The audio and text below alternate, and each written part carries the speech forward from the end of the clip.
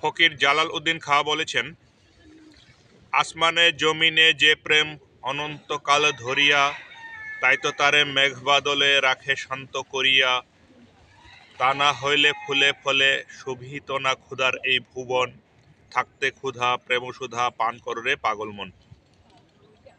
Jalaluddin Khan সর্বব্যাপী আকাশ জমিন এবং পুরো সৃষ্টি, আকাশ জমিন বলতে শুধু আমাদের মাথার উপরে যে আকাশ দেখা যায় এবং আমরা যে জমিনের উপর দাঁড়িয়ে আছি এতটুকুকেই তিনি বুঝাননি। তিনি বুঝিয়েছেন পুরো সৃষ্টি জগৎ, পুরো কায়নাত বা পুরো সৃষ্টি জগৎ, যার বাইরে আর কোনো কিছু নেই। সমগ্র অস্তিত্বের মধ্যে একটি প্রেম বিরাজমান আছে এবং একটি প্রেম ছাড়া সমগ্র অস্তিত্ব কোনোদিন চলবে না। এবং তিনি বলেছেন, আসমানে জমিনে যে প্রেম অনন্তকাল ধরিয়া, তাই তো তারে মেঘবাদলে রাখে শান্ত করিয়া। আসমানে আর জমিনের কথাটা তিনি বলেছেন কারণ সাধারণ মানুষ আকাশ আর জমিনকেই চিনে।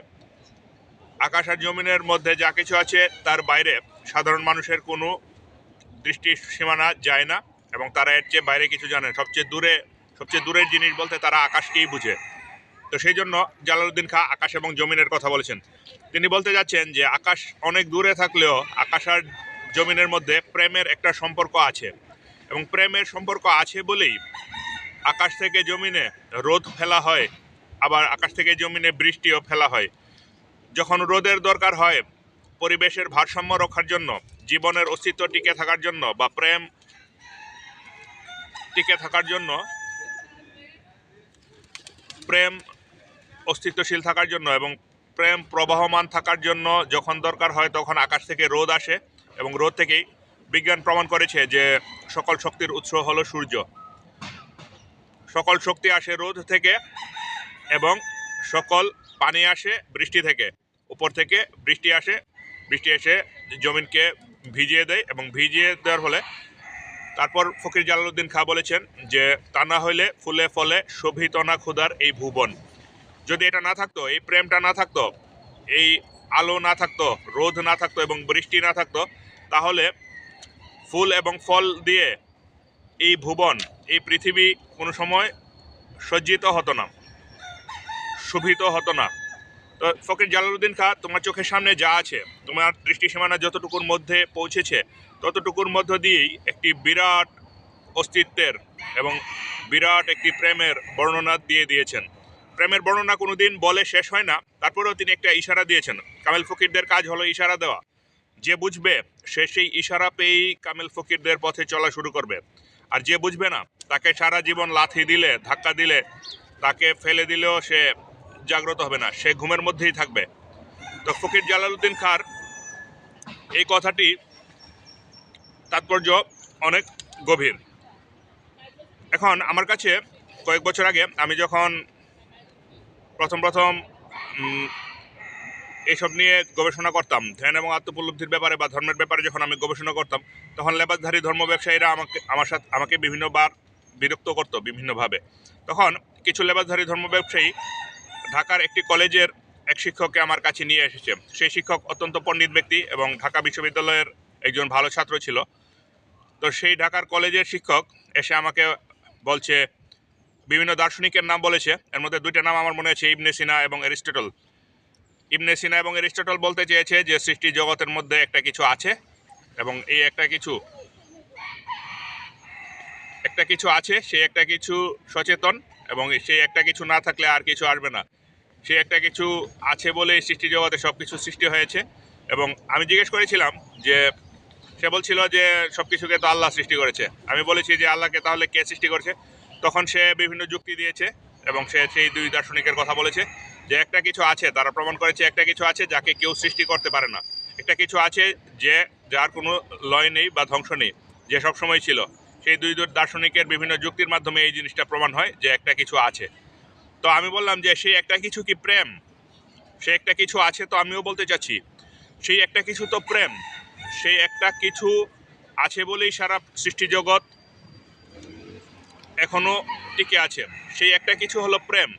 আর প্রেম মানে হলো বন্ধন মুক্তি, প্রেম মানে হলো চিন্তার মুক্তি, প্রেম মানে হলো পরম প্রাণের উচ্ছ্বাস। প্রেম মানে হলো লোভ, ক্রোধ, কাম, মোহ, মদ মাৎসর্য থেকে মুক্তি। প্রেম মানে হলো গোষ্ঠী, সম্প্রদায়, দল, মত, শাস্ত্র, সিদ্ধান্ত ইত্যাদি থেকে মুক্তি, সব কিছু থেকে মুক্ত এবং সব বন্ধন থেকে ছিন্ন। কোনো বাধা যাকে আটকাতে পারে না সে হলো প্রেমিক, এবং তার ভেতরে যা আছে সেই একটা কিছুই সৃষ্টি জগতে আছে, এবং সেই একটা কিছুই সৃষ্টি এবং ধ্বংস থেকে মুক্ত। সব কিছুই যদি সৃষ্টি করতে হয় তাহলে তো একটা কিছু কোনো না কোনো কিছুর উপর নির্ভরশীল হবে। সেই একটা কিছু তো পৃথিবীতে প্রেমই আছে। তখন সেই কলেজের শিক্ষক বলল যে না, প্রেমকে বলা যাবে না, প্রেম করা যাবে না, প্রেম নাই। আমি বললাম যে ফকিররা যা করছে, একটা মাজারের কথা বললাম যে ওই মাজারের মধ্যে অনেক ফকিররা আছেন, সেই ফকিররা যা করছে সেই একটা কিছুই আছে সৃষ্টি জগতে, এবং সেই একটা কিছু থেকেই সব কিছু এসেছে। তো তখন সে এটা বলতে রাজি, আমার কথা মানতে রাজি হলো না। আমি বললাম যে অ্যারিস্টটল বলো বা ইবনে সিনা বলো বা যে কোনো দার্শনিক বলো, তারা একটা কিছুর সন্ধান পেয়েছে, কিন্তু প্রেম এমন বিশাল একটা জিনিস, কোনো দর্শন শাস্ত্র দিয়ে প্রেমকে ব্যাখ্যা করা যায় না, এই জন্য তারা বিস্তারিত ব্যাখ্যা করতে পারেনি। কিন্তু আমি তো দেখছি শুধু প্রেম আছে, প্রেম ছাড়া আর কোথাও কিছু নেই। এমনকি বিজ্ঞানেও প্রেমকে প্রমাণ করতে পারে না, দর্শন ব্যাখ্যা করতে পারে না এবং বিজ্ঞান প্রমাণ করতে পারে না, কারণ প্রেম এত বড় যে এটাকে প্রমাণ করা যাবে না, এটাকে কারো সামনে পরীক্ষাগারের টেবিলে এনে দেখিয়ে দেওয়া যাবে না। তো সেই একটা কিছু আছে, সেই মহান একটা কিছুই হলো প্রেম, এবং সেই মহান একটা কিছুর জন্যই সারা পৃথিবী টিকে আছে। তো আমার কথা, সে যুক্তি দিচ্ছে অ্যারিস্টটলের, সে যুক্তি দিচ্ছে ইবনে সিনার, সে বড় বড় দার্শনিকদের কথা বলছে, সে বিভিন্ন কবির কথাও বলেছে, আমার এখন ভালো করে মনে নেই, কিন্তু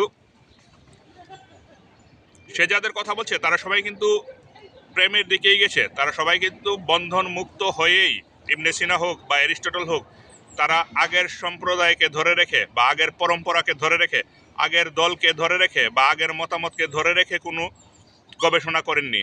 তারা গবেষণা করেছেন সব কিছু থেকে মুক্ত হয়ে। কিন্তু সেই কলেজের শিক্ষক আমাকে তাদের বন্ধনের মধ্যে আবদ্ধ থাকতে বলছেন, তাদের মতো চলতে বলছেন, তাদের কথার বাইরে যাওয়া যাবে না। আমি তাকে এটাও বলেছি যে তোমরা যা কিছু করছো সেই সব কিছু আমি অস্বীকার করলে হবে কি না। সে বলল যে না, এগুলি অস্বীকার করলে হবে না, আমাদের এই খাঁচার ভেতরে থাকতে হবে। সে খাঁচা শব্দটা বলেনি, সে বলেছে যে আমাদের এই নিয়মের ভেতরে থাকতে হবে, থেকে তোমাকে এগুলি স্বীকার করতে হবে। তো সে অ্যারিস্টটলের কথাও বলছে, হ্যাঁ, আবার সে খাঁচার ভেতরে থাকার জন্য বলছে। তো এইভাবে তারা ভণ্ডামি করে, চলাফেরা করে।